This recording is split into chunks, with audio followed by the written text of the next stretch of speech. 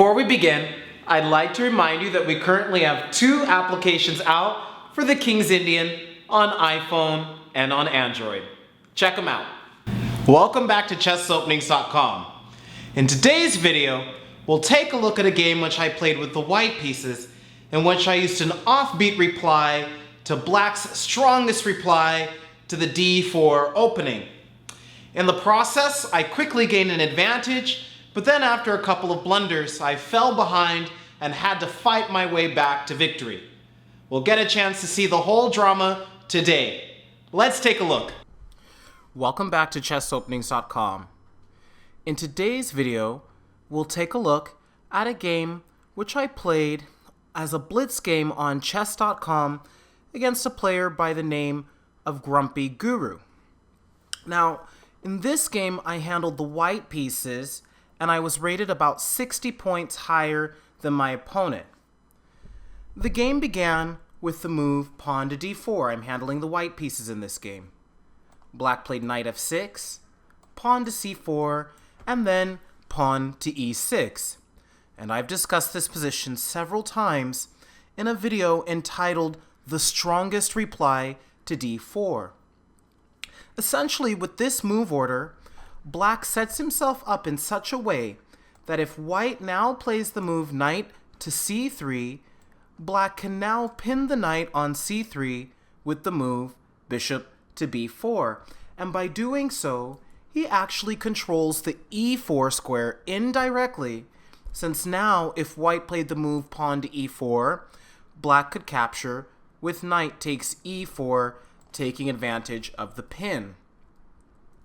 Now, because of this simple factor, what ends up happening is that white needs to be careful about whether or not he plays the move knight to c3.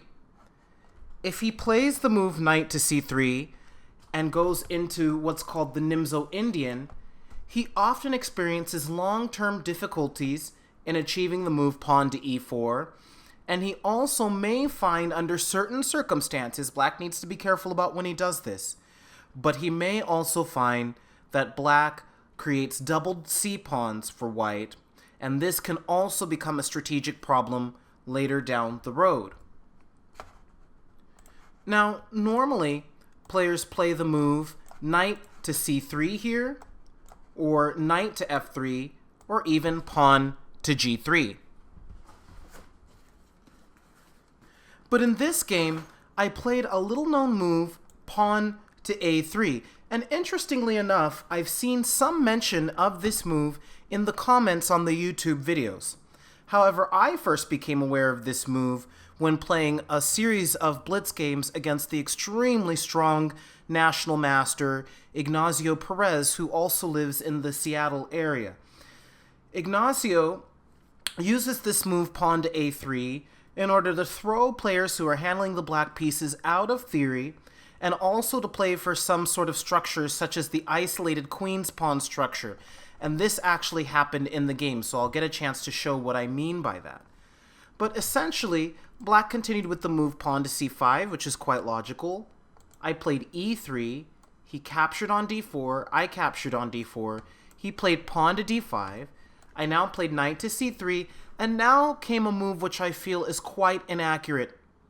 Black played the move pawn takes pawn on c4, allowing me to immediately recapture with bishop takes c4. Now, why is this an inaccuracy?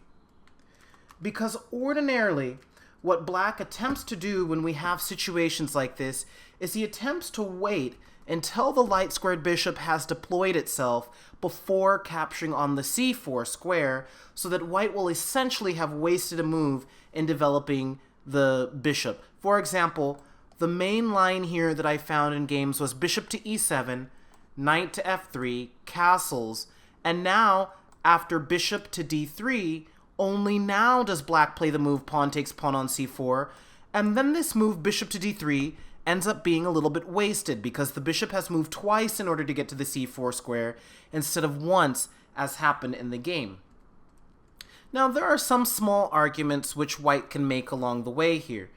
For example, if black played in the mainline way, bishop to e7, castles, knight f3, castles, Now there's also the option of pawn to c5, b6, and b4, and then this offers a little bit of initiative to white because of the advanced c5 pawn. However, it's going to take white some time to catch up in development, and in the meantime, black may be able to organize a counter-strike in the center with pawn to e5, undermining the pawns. But in this game, black simply captured on c4, allowing bishop takes c4 in one go. Bishop to e7 was played, knight to f3 was played, castles, castles, and now pawn to b6, preparing to get on with development with bishop to b7. And we have what's called here an isolated queen's pawn structure. Now I want to take just a minute to talk about this. The position is called an isolated queen's pawn structure because the pawn on d4 is what we call an isolated pawn.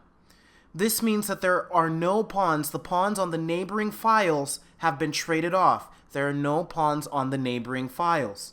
So there's no pawn on the c file for white, no pawn on the e file for white. And as a result, the pawn on d4 cannot be protected by another pawn.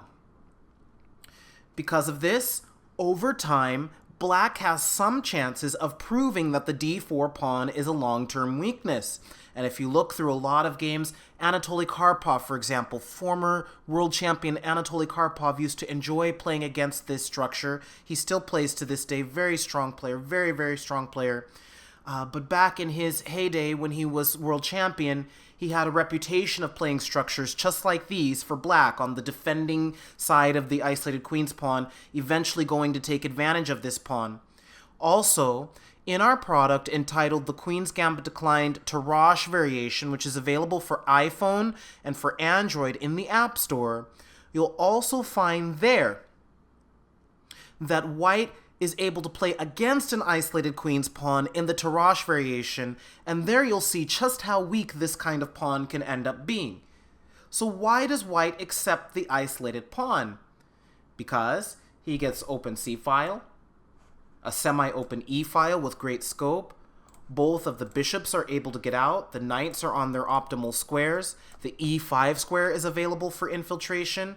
In fact, white has quite a bit of piece play available here as compensation for the isolated pawn.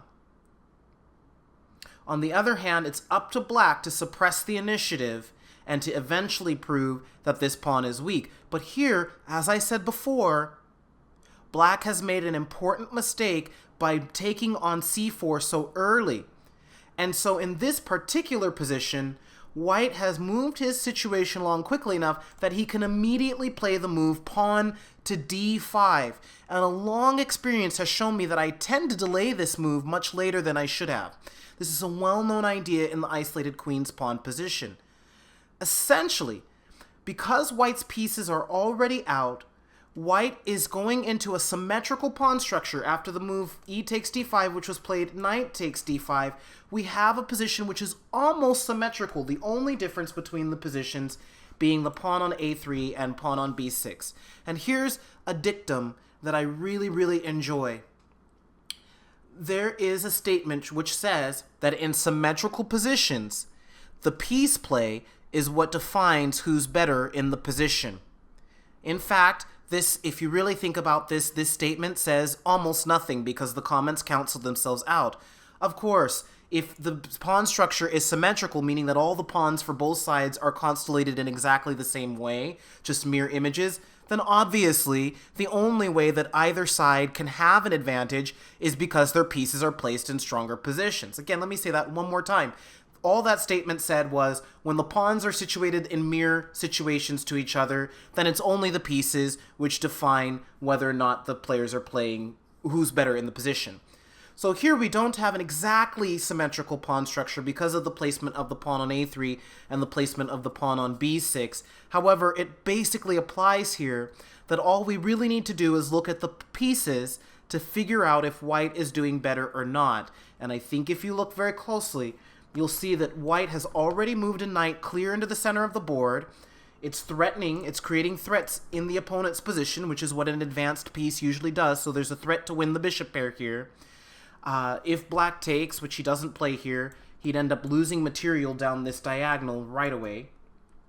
And so white has a small but very comfortable advantage. In fact, this is quite a large advantage in this position after knight takes d5, because black is surely going to have to make some kind of concession, and as we'll see, it doesn't just end with the bishop pair. Black played bishop to b7, I captured on e7, queen takes e7 was played, and now I threw in the move rook to e1, but immediately I understood that I had made a significant mistake. Remember, this is a blitz game. This is a 5-minute game. So this was a blunder on my part. I immediately realized that black has bishop takes f3 when I'm in some trouble. If I take the queen, I'm down a piece here. And if I recapture the bishop, which is what I would have to do, if I recapture the bishop, then black can play queen to c5, and my pawn structure is quite a mess. I have the bishop pair, and even chances perhaps of scooting the king over to h1 and the rook to g1. However, black is closer to equality here because of the damage to the pawn structure. However, and so by the way, it would have been better for me to first insert the move bishop to f4, and then on the very next move, I can play rook to e1, and then I'll be able to recapture the bishop on f3, because the rooks will be connected and therefore defending each other. So simply to throw in bishop f4, then play rook e1, I'll have a very nice position. But as it just so happened, my opponent missed this opportunity, playing queen to c7, queen to b3 was played, and here, by now, I had already recognized my mistake, and so I was aware of the bishop takes f3 move, but here it's no problem, because after queen takes f3, black actually has to watch his rook on the a8 square. And interestingly, there's quite a nice little tactical idea here which shows some of the poison which is possible in these kinds of positions. If black played knight b to d7, there's actually a tactic which goes bishop takes f7 check. I didn't see this during the game. But the rook can't capture because it's defending the rook on a8. And if king takes, then queen b3 check draws the king out necessarily to the g5 square. And then according to Houdini, which can analyze these positions very quickly, after rook to e7, white already has a winning attack here, presumably with some check of the queen on d3 or coming to e3 and then to g5. This, of course, would be very interesting to players who would like to take a look at this kind of position and study it and find out why white is winning here. But it just shows some of the overwhelming potential which is available in chess in general. These kinds of sacrifices are possible in a wide variety of positions. Okay, black does not take on f3. He plays the move knight to c6. I now played bishop to g5, and unfortunately, this is another blunder. Knight to a5 was played. I had missed this. Queen to c3. Queen takes c4 was played. And now I thought for sure I was going to lose this game, but there's a little rule which I can share with everyone here. When you're in a lost position, the rule goes, play the moves which your opponent least wants to see. So this is a psychological attempt which we go into here. Basically, what we try to do is we try to predict which moves will frustrate the opponent the most. Which move would he like to see here? Well, of course, if we trade queens on c4, that's a fairly comfortable situation for black. So I took on f6, which incidentally protects the queen on c3, so black has to play g takes f6. I took queen takes f6. Queen to g4 was played. Rook to e5, creating the threat of rook to g5. Pawn to h6. Queen takes h6, threatening to play rook g5 check here once again. f6 was played. And now I actually missed a continuation which would have given me a draw right out of the bat. And that would have been excellent because I'm down a piece at the moment. If I play rook to g5 check, in fact, after f takes g5, there's queen g6 check, queen h6 check, and so forth. However, I missed this move, rook to g5, and so instead I'm still operating on the principle of trying to play in an uncomfortable way for black, and so I play the move rook to e7, which allows rook to f7. And now I'm running out of steam, but I'm still trying to go strong here with rook a to e1. Now, black could have simply played the move queen to g7 and solved his problems right off the bat. There would be no more attack. But instead he plays the strange move bishop to c6. Perhaps he was worried about a move like b4 and then some kind of trade of rooks followed by queen to h7 check, and then if queen comes back to g7 I'll have rook to e7 check. bishop on b7 may be hanging. I'll show that really quickly. If it was white's move again, perhaps the move pawn to b4, knight to c4, rook takes, king takes, queen h7 check, and now he needs to drop this bishop on b7. He has to lose that piece, because if he plays queen to g7, there's rook e7 check. And I remember seeing this possibility during the game, but I expected that he would simply play rook a to f8 in this position, but queen to g7 would be even stronger. However, he plays bishop to c6, so this is probably why he played that move, in order to get rid of this threat of b4. Very far-sighted on his part, but not the best solution. So rook takes, king takes, queen h7 check. Once again, if queen g7, there's rook e7 check. So he doesn't want to play queen g7 here. He plays king to f8, queen to h8. He now plays king to f7. I come back to h7. Of course, I'm happy with a draw, so I play queen to h8. But now, a blunder. Queen to g8 is played. Queen takes f6. Queen to f7. Queen d6 check. King g8. Rook to e7. And immediately I understood this is getting to be really, really, really dangerous for black quite suddenly. White is simply going to start coordinating his forces with queen to g3 check on the very next move. And in fact, this is what happened after black played queen to f5, queen g3 check. And I don't see any way for him really to avoid this, because the g6 square and g7 square are not available. Where in the world is he going to move the queen here? So he's actually lost in this position quite suddenly. He plays queen to f5, queen to g3 check was played, and it's going to be mate in two, because the only thing black can do to avoid queen g7 mate is temporarily interpose with his queen, giving it up, and then queen g7 mate will be played. So this game went back and forth on us today. Handling the white pieces, I immediately got a strong position out of the opening, and then immediately played a couple of poor moves, which allowed black to go up a piece. At that point, I followed the rule of trying to find the moves which would be the most frustrating for my opponent. The question is, what move would my opponent least want to see?